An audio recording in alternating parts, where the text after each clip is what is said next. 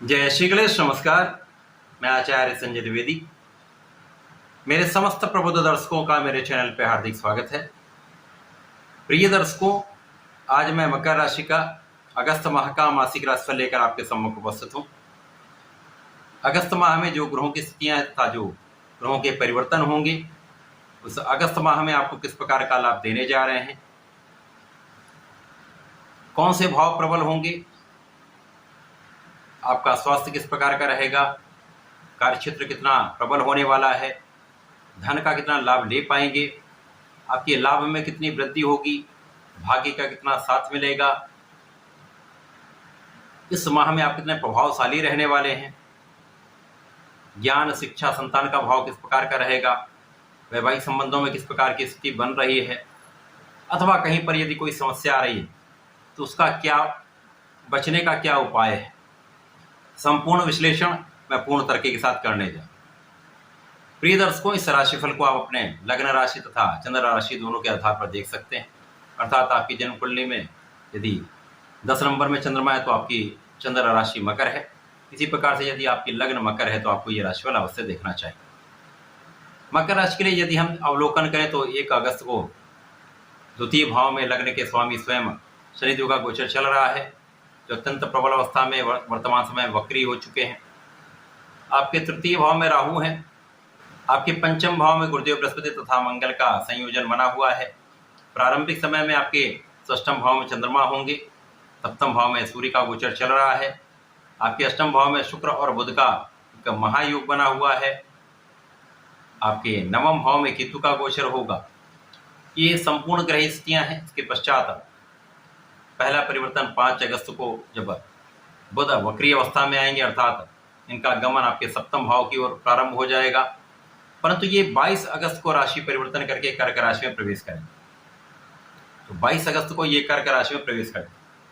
16 अगस्त को सूर्यदेव का राशि परिवर्तन आपके सप्तम भाव से अष्टम भाव में हो जाएगा, जहां पर त्रिग्रही योग बनेगा। 25 अगस्त को शुक्राचार्य का राशि परिवर्तन आपके अष्टम भाव से नवम भाव में होगा। 26 अगस्त को मंगल का राशि परिवर्तन आपके पंचम भाव से षष्ठम भाव में हो जाएगा। इस माह में जो ग्रहों की स्थितियां बन रही उसके अनुसार तथा ग्रहों के परिवर्तन के अनुसार इस माह में आपके स्वास्थ्य की स्थिति तो अच्छी रहने वाली है। स्वास्थ्य समस्याएं कम से कम होंगी। आपका प्रभाव भी यहाँ पर अच्छा रहने वाला है। आप शारीरिक तथा मानसिक रूप से बहुत प्रबल रहने वाले। इस माह में आपकी कार्यक्षमता में वृद्धि होगी, आपके परिश्रम में वृद्धि होगी। आप इस माह में बहुत सटीक कार्य करने वाले हैं। इस माह में आपके ज्ञान की स्थिति जो है वो अत्यंत प्रबल रहेगी। जब तक यहाँ पर गुरु मंगल का संयोजन बना हुआ है, शिक्षा में आप अत्यंत प्रगति करने वाले हैं। शिक्षा ज्ञान के भाव से विशेष लाभ लेने वाले हैं। यहाँ पर शिक्षा प्रतियोगिता में आपको सफलता भी मिलेगी। ज्ञान का स्तर बहुत अच्छा रहने वाला है। क्योंकि लग्न के स्वामी की स्थिति अत्यंत प्रबल होकर धन भाव में वक्री अवस्था में है, शश नामक राजयोग में है। यहाँ पर गुरुदेव का प्रभाव पंचम भाव में है, जो शिक्षा ज्ञान के कारक हैं तथा इनका दृष्टि प्रभाव आपके लग्न पर है तथा चतुर्दशम का संबंध लग्न के स्वामी पर भी है। इससे कुछ विशेष स्थितियां बन रही। इस समय में यदि आप उच्च शिक्षा प्राप्त करना चाहते हैं, किसी बड़े इंस्टीट्यूट में आप सिलेक्शन चाहते हैं, तो आपका प्रयास यहाँ पर सफल हो सकता है। आपको आपके कार्य की सिद्धि 100% होगी। इस समय में आपका मानसिक स्तर अत्यंत प्रबल रहने वाला है, बुद्धि अत्यंत कुशाग्र रहने वाली है। आपके वाणी पर आपको नियंत्रण रखना चाहिए, क्योंकि यहाँ पर वाणी कुछ कठोर हो सकती है।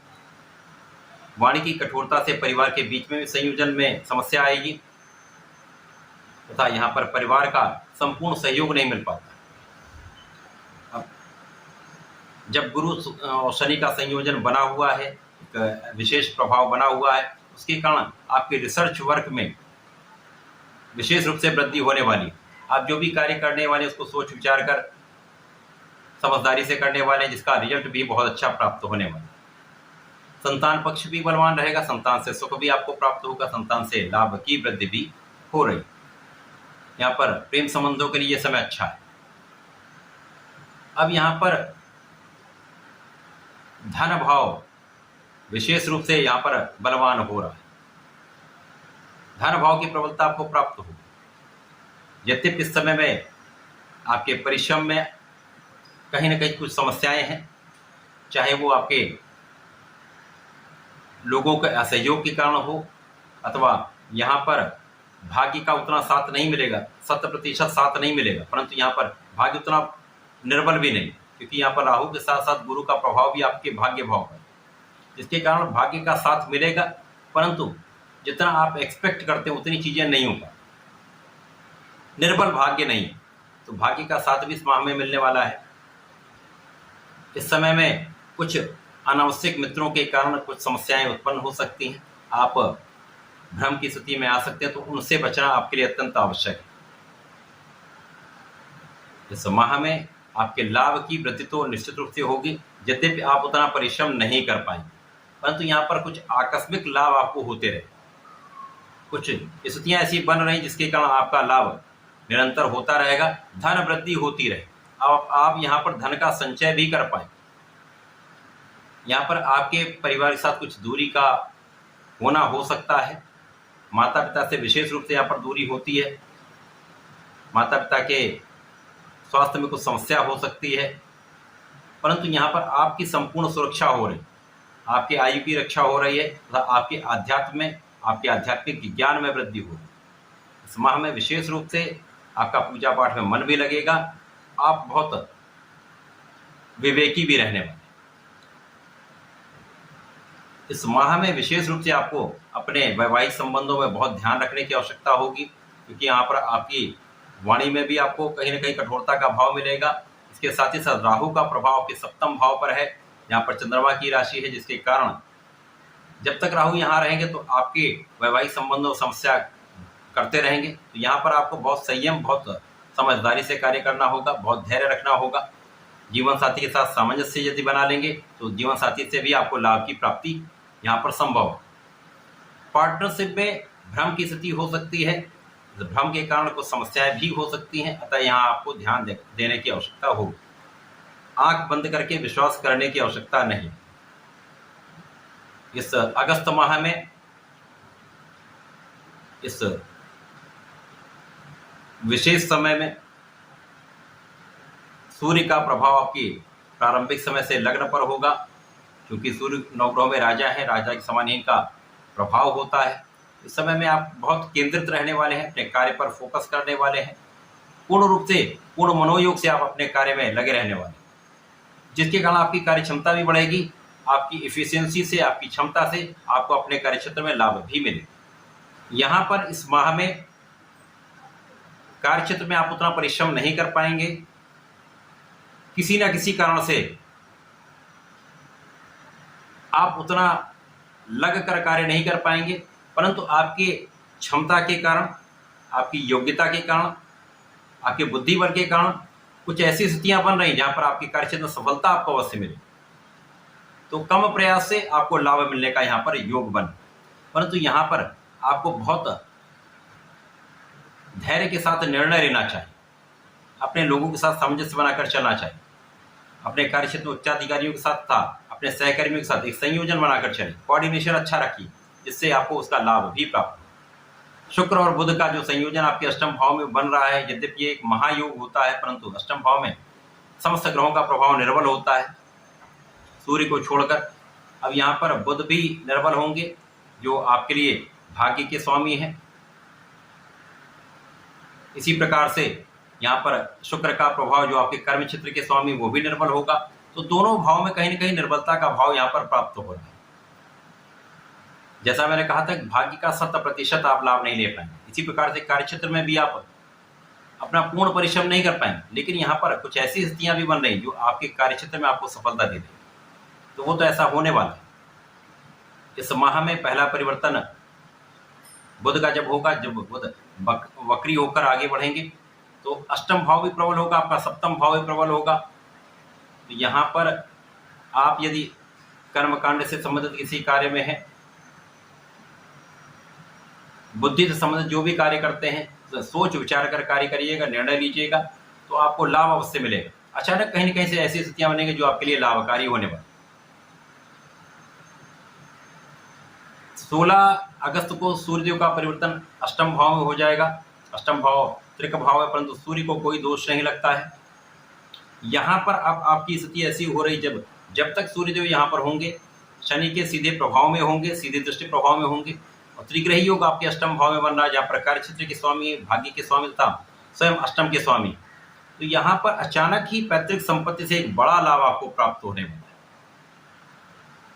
परिवार के भाव से आपको एक बड़ा लाभ होने वाला है। इस समय का लाभ आपको लेना चाहिए। इस समय आप बहुत आध्यात्मिक रहें, अपनी इष्ट का ध्यान करते रहें तथा धर्म के मार्ग पर चलते रहेंगे तो निश्चित रूप से आपके लिए एक बड़ा योग बन रहा है। इसके पश्चात जब 22 अगस्त को बुध सप्तम भाव में चले जाएंगे तो यहाँ पर ये राहु से दूषित भी होंगे, जड़ दोष में आ जाएंगे। इसी प्रकार से भाग्य के स्वामी होकर तथा आपके लिए षष्टम के स्वामी होकर जब यहाँ पर आपके सप्तम भाव में होंगे, एलर्जी की संभावना बढ़ जाएगी, कुछ तनाव आपका बढ़ जाएगा, अनावश्यक आलोचना करने वाले लोग बढ़ जाएंगे। यहाँ पर यदि आपने ध्यान न दिया तो ऋण भी बढ़ सकता है। यहाँ पर आपको बहुत संयम रखना पड़ेगा, बहुत सोच विचार कर कार्य करना पड़ेगा। अब भाग्य के स्वामी सप्तम भाव में तो आ गए, जो केंद्र का भाव है, एक अच्छी स्थिति है। आपके लग्न पर इनका प्रभाव होगा, लग्न जो अत्यंत प्रबल है, परंतु उसका संपूर्ण लाभ नहीं मिल पाता। केवल यहाँ पर आपको जल्दीबाजी में कोई निर्णय नहीं लेना है, अनावश्यक मित्रों से बचना है, किसी के बहकावे में आकर कोई कार्य नहीं करना है। सोच विचार कर कार्य करिए, 4 बार सोच लीजिए, नहीं समझ में आता तो बड़ों का सहयोग लीजिए, गुरु का सहयोग लीजिए, तब आगे बढ़िए, तो बहुत कुछ आप बचाव कर पाएंगे। इसी प्रकार से जब 25 अगस्त को शुक्राचार्य आपके भाग्य भाव में जाएंगे, यद्यपि ये अत्यंत प्रबल भाव है, त्रिकोण का भाव, जहाँ पर इनका बल बढ़ेगा, परंतु ये नीचे राशि में होंगे तो यहाँ पर निश्चित रूप से नकारात्मक प्रभाव प्राप्त होगा। तथा राहु की सीधी दृष्टि के प्रभाव में होंगे, यहाँ पर चारित्रिक पतन का दोष बनता है। जिन जातकों की कुंडली में इस प्रकार का दोष बना हुआ है तो वहाँ पर उनको बहुत ही सावधान रहना चाहिए, क्योंकि इस समय भाग्य तो साथ देगा ही नहीं। तो आप जो समस्याओं में पड़ेंगे उनमें आपका पूर्ण बचाव भी नहीं हो पाएगा, क्योंकि यहाँ पर सूर्य भी अष्टम भाव में है। यदि किसी कानूनी समस्याओं में फंसे तो निश्चित रूप से समस्या आ सकती है, आपको बहुत ध्यान देना होगा।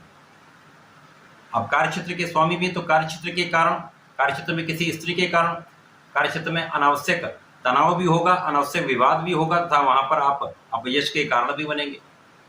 तो इन स्थितियों से बचने के लिए एक महा उपाय मैं देने वाला हूँ, इस उपाय को अवश्य करिएगा। अंत में इस माह का अंतिम परिवर्तन मंगल का है, जब मंगल पंचम भाव से षष्ठम भाव में जाएंगे। अब यहाँ पर ये मिथुन राशि में होंगे, यहाँ पर ये प्रभावी भी उतना नहीं होते हैं, और षष्ठम भाव त्रिक भाव, इनका बल भी कम होगा। अब आपके लिए सुख भाव के स्वामी होकर, लाभ के स्वामी होकर षष्ठम भाव में चलेंगे तो निर्बल होगा। तो 22 अगस्त के बाद स्थितियाँ आपके लिए कहीं ना कहीं नकारात्मक हो रही हैं, निर्बल हो रही है, जो आपके लिए अत्यंत सावधानी का समय है।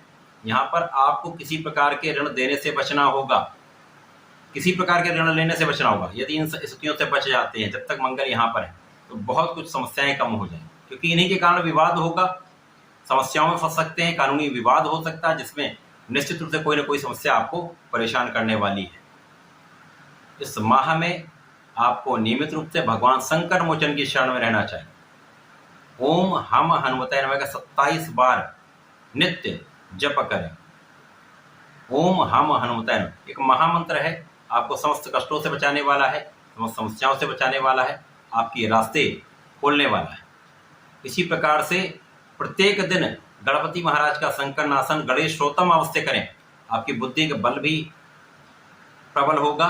जो जड़ दोष में बुध आ चुके हैं वहाँ पर भी राहु का प्रभाव कम होगा, राहु शांत होंगे, आपके रास्ते बनेंगे, आप बहुत अच्छा कर पाएंगे। 2 महा उपाय आपके लिए अत्यंत प्रभावी हैं, जो आपको इस माह में विशेष लाभ देने वाले। करिएगा अवश्य, लाभ भी अवश्य मिलेगा। तो ऐसा करके इस माह का लाभ लें, उपयोग करें। धन्यवाद, नमस्कार।